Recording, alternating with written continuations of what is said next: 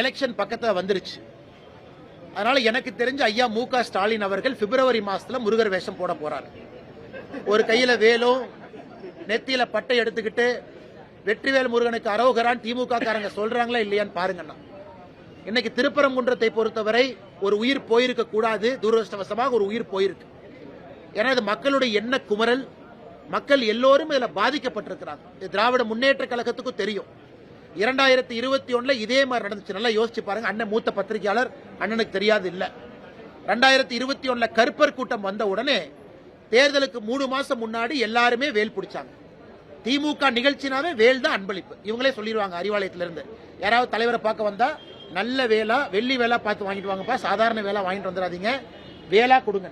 எல்லாருமே அறிவாலயத்தில் 2021 தேர்தலுக்கு முன்னாடி 3 மாசம் வேலா மட்டும் கொடுத்தாங்க. அந்த வேலை இவங்களும் பிடிச்ச புகைப்படம் இருக்கு. அதனால தமிழச்சி தங்கப்பாண்டியன் அவர்கள் மக்களுடைய மூட புரிஞ்சுக்கிட்டாங்க. ஓகே, நாம தென் சென்னையில எம்பி ஆகணும், நம்ம தென் சென்னையில யாராச்சும் 2-3 எம்பி வரணும்னா நமக்கும் கடவுள் பக்தி இருக்குன்னு காட்ட வேண்டும் என்பதற்காக பண்ணியிருப்பதாக நான் பார்க்கின்றேன். வருகின்ற காலத்தில் திராவிட முன்னேற்ற கழகம் இந்த கபட வேடம் போடத்தான் போறாங்க.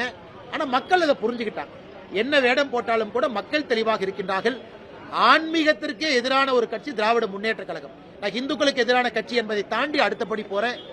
ஆன்மீகத்துக்கு எதிரான கட்சி திராவிட முன்னேற்ற கழகம். மக்கள் வீட்டுக்கு அனுப்புவாங்க.